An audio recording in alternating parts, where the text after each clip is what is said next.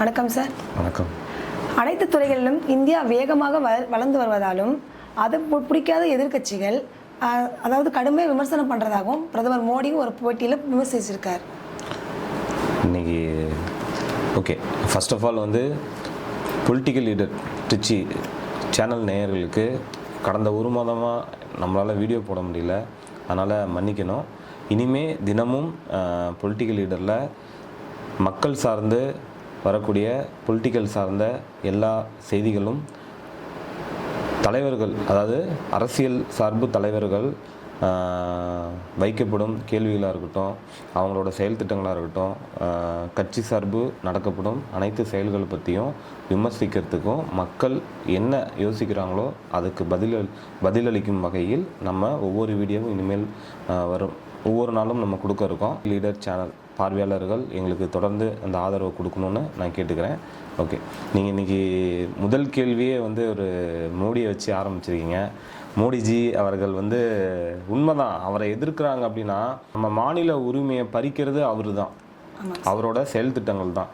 அப்படி பறிக்கும் போது அப்போ எதிர்கட்சிகள் அவங்கள எதிர்க்க தானே செய்வாங்க.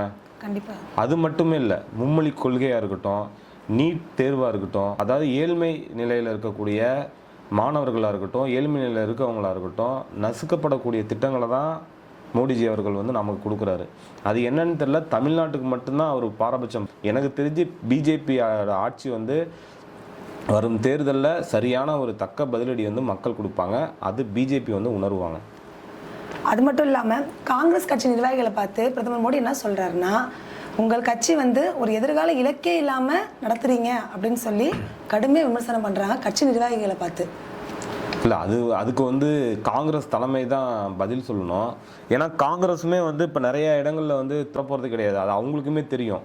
இப்போ டிவிக்கே காங்கிரஸை பயன்படுத்துகிறாங்களா இல்லை காங்கிரஸ் டிவிக்கேவை பயன்படுத்துகிறாங்களா என்னங்கிறது மக்களுக்கு தெரியாது. இதெல்லாம் ஒரு அரசியல், அவ்வளோதான். ஆனால் எனக்கு தெரிஞ்சு ஒரு காங்கிரஸ்னால டிஎம்கேக்கு பாதிப்பு வரப்போகிறது கிடையாது. ஓகேங்களா? கடந்த முறை தேர்தலில் 25 இடங்களில் நின்று 18 இடங்களில் ஜெயிச்சிருக்காங்க. இப்போ இதே டிவிக்கு இடத்துல போய் அவங்களே ஜெயிப்பாங்களா என்னங்கிறது அவங்களுக்கு சந்தேகமாக இருக்கக்கூடிய நிலையில் ஒரு எம்எல்ஏ சீட்டு வந்தால் கூட அவங்களுக்கு பெரிய லாபம் தான். அப்படி இருக்கக்கூடிய சூழ்நிலை காங்கிரஸ் போய் அங்கே இணையிறதுனால பெருசாக என்ன நடந்துடும், ஓட்டு பலம் அதிகரிக்குமா என்னங்கிறது அதுவே டவுட்டு தான். அப்படி இருக்கும்போது சீட் பேரம் இதெல்லாம் பேசிகிட்டு இருக்கிறதுனால எந்த ஒரு இதுவுமே இல்லை. தென் காங்கிரஸ் மோடி எதிர்க்கிறதா இருக்கட்டும், இது எல்லாமே எலெக்ஷனுக்காக போடுற நாடகங்கள் தான், அரசியல் தான். இதெல்லாம் இதனால் ஒரு டிஎம்கேக்கு சீட் நம்ம அதிகமாக கேட்கலாம், ஒரு ப்ரெஷர் கொடுக்கலாம் அப்படின்னு சொல்லி காங்கிரஸ் நினச்சாலும் நினைக்கலாம். டிவிக்கே காங்கிரஸ் நம்மகிட்ட வருது, இன்னும் இதர கட்சிகள் நம்ம ஒரு விளையாட்டு தான். ஆனால் இதுக்கெலாம் திராவிட முன்னேற்ற கழகம் ஆட்டங்காணும் அப்படின்னா அதுக்கு வாய்ப்பு இல்லை. ஆல்ரெடி அவங்க பயங்கரமான ஒரு ஃபோர்ஸில் இருக்காங்க. அவ்வளோ திட்டங்களும் அவ்வளோ மக்களுக்காக தினமும் பாடுபடக்கூடிய ஒரு மக்கள் முதல்வராக மாண்புமிகு முதல்வர் ஸ்டாலின் ஐயா இருக்காங்க. அதனால் இது ஒரு பெரிய மேட்டரும் கிடையாது. தமிழக வெற்றி கழகத்துக்கு விருப்ப மனு தெரிவித்த இன்னைக்கு ஒரு நாளில் மட்டும் 10,000 விருப்ப மனுக்கள் பனையூர் பகுதியில் மட்டுமே போயிருக்கு. அதாவது ஒரு நாள் சொல்லுமோ ஒரு மணி நேரத்தில் மட்டுமே 10,000. அதனால ரொம்ப க்ரௌட் அதிகமானனால புஷியானந்த் கால் பண்ணி யாரும் வராதிங்க அப்படின்னு சொல்லி தடுத்து நிறுத்தியிருக்காரு. சொன்னாரு, யாராவது வராமல் இருக்காங்களா?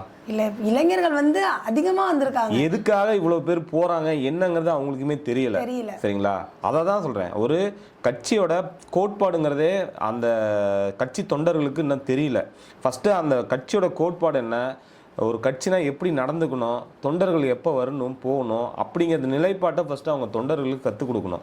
அதன் பிறகு இளைஞர்கள் மட்டுமே அதிகமாக போய் அந்த விருப்ப மனு பெற்றிருக்காங்க. ஆமாம், அது எல்லாமே அரசியல் ட்ரிக்கு தான். அவங்க போடுற பாலிசி, அவங்க போடுற நாடகம் எல்லாமே ரொம்ப ஒரு தவறான முன்னுதாரணம் தான். மறுபடியும் எதுக்கு விருப்ப மனு கேட்குறாங்க அப்படிங்கிறதுலாம் இதெல்லாம் மக்களை அலக்களிக்கிற செயல்பாடுகள் தான்.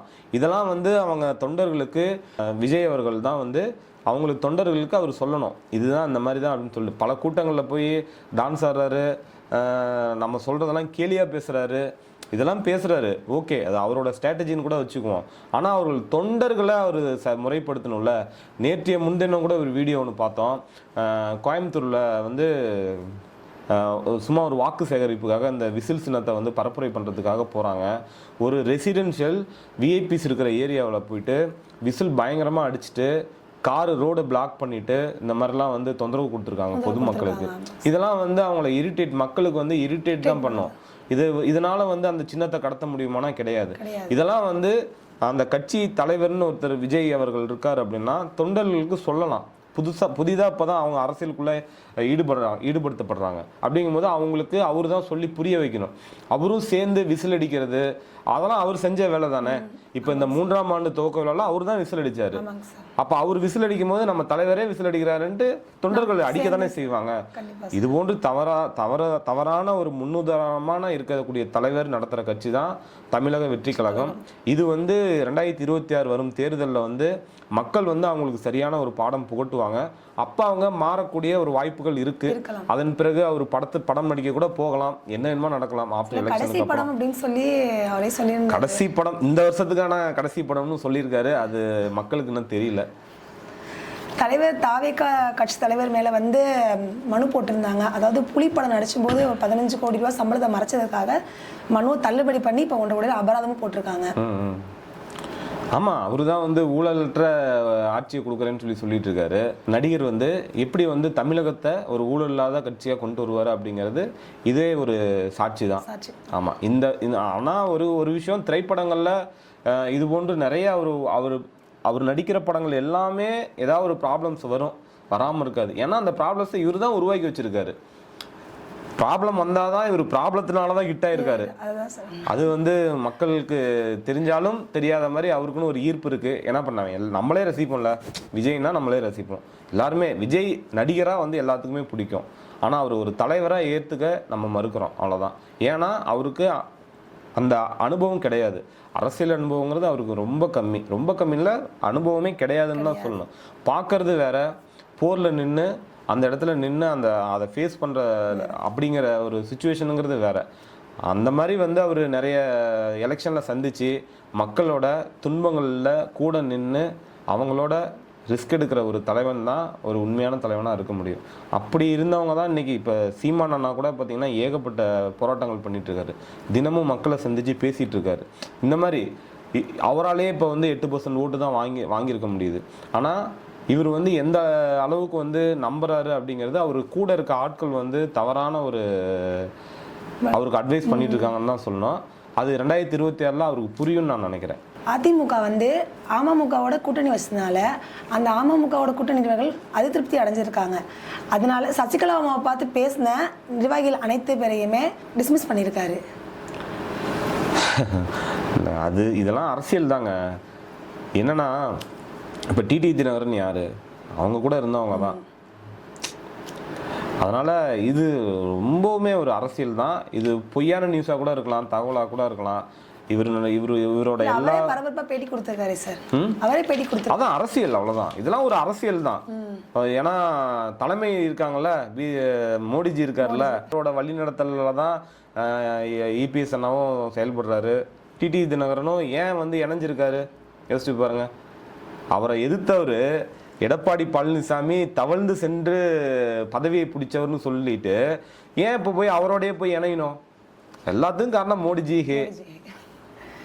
எடப்பாடி பழனிசாமி அவர்கள் முதல்வர் ஆகணும்னு 210 தொகுதிகளில் 210 பெண்கள் பால் குடம் எடுத்து வேண்டுதல் செலுத்தியிருக்காங்க. அந்த 210 பெண்களுக்கும் எவ்வளோ பணம் கொடுத்தாருன்னு தெரியலையே. அதனால அதெல்லாம் இன்னும் கூட எடுப்பாங்க. இனிமேல் நிறைய பார்ப்பீங்க அந்த மாதிரி. முதல்வர் ஓட்டு கேட்டால் கிடைக்க போவது 2.0 அல்ல, வெறும் போதான் என்று எடப்பாடி பழனிசாமி கூறியிருக்கிறார். இது காமெடி தான். என்னன்னா கடந்த 4 ஆண்டு திராவிட முன்னேற்ற கழக ஆட்சியில் சாதனை திட்டங்கள் எண்ணற்ற இருக்குது. ஓகேங்களா, அதை நான் சொல்லணும்னு விருப்பப்படுறேன். என்னென்னா தொழில் வளர்ச்சியில் பார்த்திங்கன்னா வேலைவாய்ப்பு கிட்டத்தட்ட 10.20 லட்சம் கோடி முதலீடு வந்து வர்த்தக ஒப்பந்தங்கள் ஆகிருக்கு. சரிங்களா, அதே போல் கையெழுத்திட்டது மட்டுமே 32 லட்சம் வேலைவாய்ப்புகள் உருவாக்கப்பட்டிருக்கு நம்ம தமிழகத்தில். மொத்த உள்நாட்டு வளர்ச்சி பார்த்திங்கன்னா மாநில நிகர உள்நாட்டு பொருளாதாரம், அதாவது ஜிஎஸ்டிபின்னு சொல்லுவாங்க, அதில் வந்து பார்த்திங்கன்னா 9.69% வரம்பை கடந்திருக்கு. அதாவது முந்தைய ஆட்சி காலத்துக்கும் இப்போ இருக்க திராவிட முன்னேற்ற கழக ஆட்சிக்கும் பார்த்திங்கன்னா இவ்வளோ வளர்ச்சி வந்து வரம்பை வந்து கடந்து வந்து இத்தனை % வந்து வேலைவாய்ப்புகள் வந்து உருவாக்கியிருக்கு. அது மட்டும் இல்லாமல் இறக்குமதியை வந்து இரட்டிப்பு பண்ணியிருக்காங்க.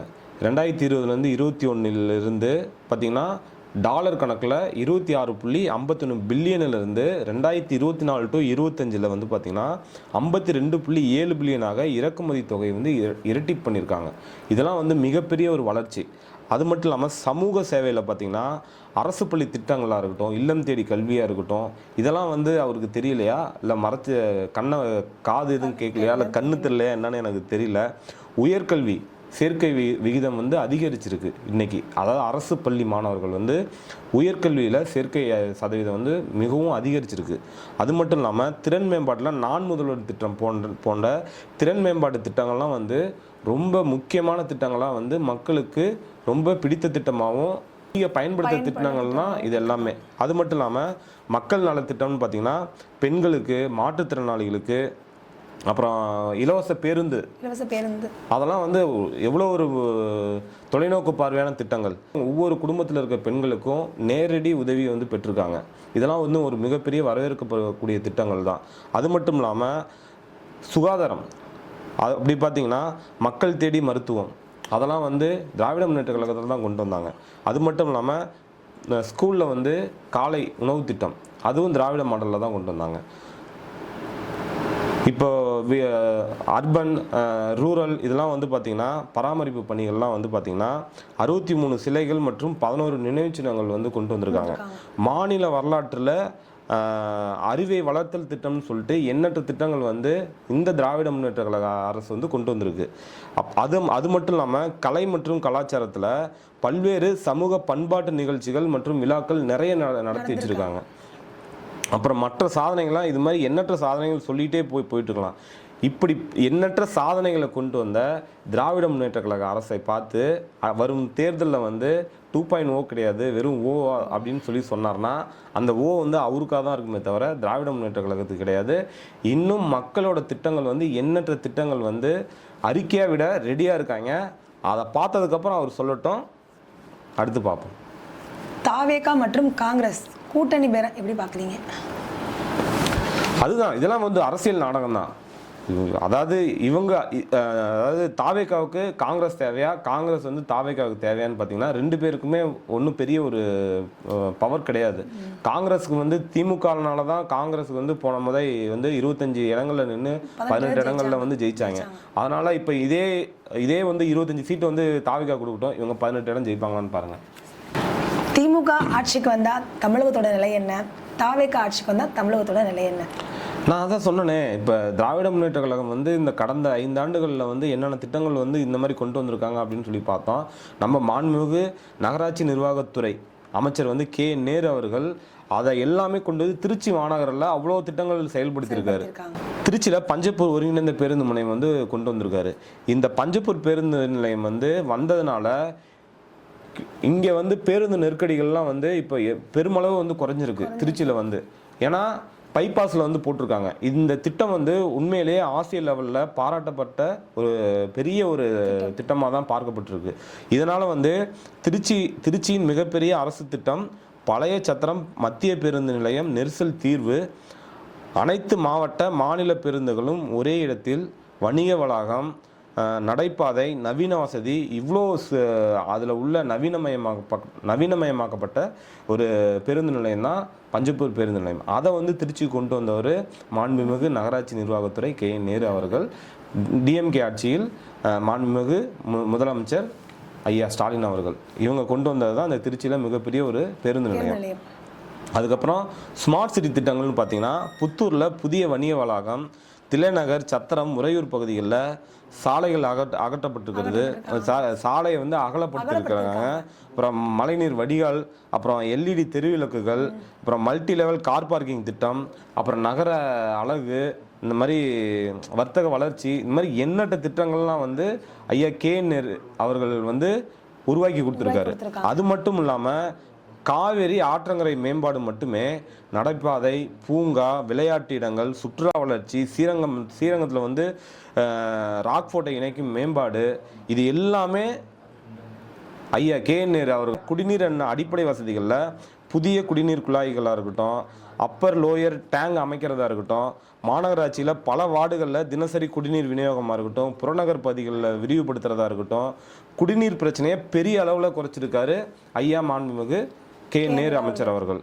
அது மட்டும் இல்லாமல் முதல்வரின் காலை உணவு திட்டத்தை அரசு பள்ளி மாணவர்களுக்கு இலவச காலை உணவு திட்டமாக இருக்கட்டும், திருச்சியில் நகரம் கிராமம் சேர்த்து மாணவர்கள் வந்து இது மூலமாக பயனடைஞ்சிருக்காங்க. அதை கொண்டு வந்து திருச்சி மாவட்டத்தில் சேர்த்ததும் ஐயா கே.என். நேரு அவர்கள் தான். அது மட்டும் இல்லாமல் பள்ளி குழந்தைகள், அதாவது மாணவர்கள் குழந்தைகள் வந்து பள்ளி வருகையை வந்து அதிகப்படுத்தியிருக்காங்க திருச்சி மாநகராட்சியில். அது மட்டும் இல்லாமல் ஏழை குழந்தைகளின் கல்வி வந்து பாதுகாப்போடு இருக்குது. இது எல்லாமே வந்து திராவிட முன்னேற்ற கழக அரசால மட்டும்தான் முடியும். அவங்க தான் அந்த அளவுக்கு பாதுகாப்பான ஒரு கல்வியை கொடுத்துட்டு இருக்காங்க. நான் முதல்வர் திட்டத்தில் மாதம் 1000. ஆமா, எண்ணற்ற திட்டங்கள் நம்ம சொல்லிட்டே போகலாம். அந்த மாதிரி குழந்தைங்களுக்கு ஏகப்பட்ட இப்போ மடிக்கணினி கொடுத்துருக்காங்க, சைக்கிள் கொடுத்துருக்காங்க, இது எல்லாமே கொண்டு வந்திருக்காங்க, கொடுத்துட்டே தான் இருக்காங்க. அதே மாதிரி பெண்கள் நலத்திட்டங்கள் பார்த்தீங்கன்னா பெண்களுக்கு அரசு பேருந்தில் இலவச பயணம் 1000 ரூபா, கலைஞர் மகளிர் உரிமை திட்டமாக இருக்கட்டும், புதுமை பெண் திட்டமாக இருக்கட்டும், இதெல்லாம் வந்து பெண்களோட பொருளாதார சுதந்திரத்தை வளர்ச்சிப்படுத்துறது தானே. அப்புறம் மருத்துவ திட்டங்கள் பார்த்தீங்கன்னா மக்களை தேடி மருத்துவம், வீடு தேடி சிகிச்சை, அரசு மருத்துவமனைகளில் மேம்பாடு, இலவச பரிசோதனை, மருந்து, எண்ணற்ற முகாம்கள் மூலியமாக அது நடந்துட்டு இருக்கு. அது கண்கூடா மக்கள் இன்னைக்கு பார்த்துட்டு இருக்காங்க, அதை பலனடைஞ்சிட்டு இருக்காங்க. அது மட்டும் இல்லாமல் இதெல்லாம் வந்து ஏழைகளுக்கு நேரடி சுகாதார சேவை. யாரும் வந்து நீங்கள் போய் ஒரு ஜிஹெச்சில் போய் நின்று க்யூவில் நின்று இதெல்லாம் வந்து பயன்படுத்திக்கல. நேரடி மக்களை தேடி எல்லாமே இதெல்லாம் நடந்துட்டு இருக்கு. இதெல்லாமே வந்து இந்த திராவிட முன்னேற்ற கழக ஆட்சியில் தான் நடைமுறைப்பட்டிருக்கு. அது மட்டும் இல்லாமல் வேலைவாய்ப்பு வளர்ச்சியில் பார்த்தீங்கன்னா திருவரம்பூரில் சிப்காட் அதை வந்து மேம்பாடு பண்ணியிருக்காங்க. இதன் மூலயமா இளைஞர்களுக்கு வந்து நீட்ஸு, பிஎம்ஜிபி திட்டங்கள், சுயதொழில் கடன் மானியம், இந்த மாதிரி எண்ணற்ற திட்டங்கள் வந்து வளர்ச்சிக்கு கொண்டு வந்திருக்காங்க. திருச்சியில் போக்குவரத்து, குடிநீர், கல்வி, பெண்கள் நலம், மருத்துவம், வேலைவாய்ப்பு, இப்படி எல்லா துறைகளிலும் கண்கூடாக மாற்றங்கள் நடந்திருக்கு. இது எல்லாமே நம்ம பார்த்துருக்கோம். இப்படிலாம் இருக்கும் போது ஏன் வரக்கூடிய 2026 தேர்தலில் மிகப்பெரிய வெற்றி அடைய நிலை வராது? யோசிச்சு பாருங்க. இதெல்லாம் வந்து மக்களே ஏற்றுப்பாங்க. இதெல்லாம் எதிர்க்கட்சிகள் வந்து வேணும்னே வந்து அவங்கள ஒரு ஆதங்கத்தில் நிறைய விஷயங்கள் அரசியலுக்காக பேசுகிறது தான். எல்லாமே இந்த ஏப்ரல் மே வரலாம் தான். எலெக்ஷன் முடிஞ்சு அவங்களாம் அவங்கவுங்க வேலையை பார்த்துருவாங்க. மீண்டும் வந்து திராவிட முன்னேற்ற கழகம் வந்து ஆட்சி அமைக்கும். 2026 யார் ஆட்சி அமைக்கப் போகிறார் என்று காத்திருந்து பார்ப்போம். நன்றி. ஓகே.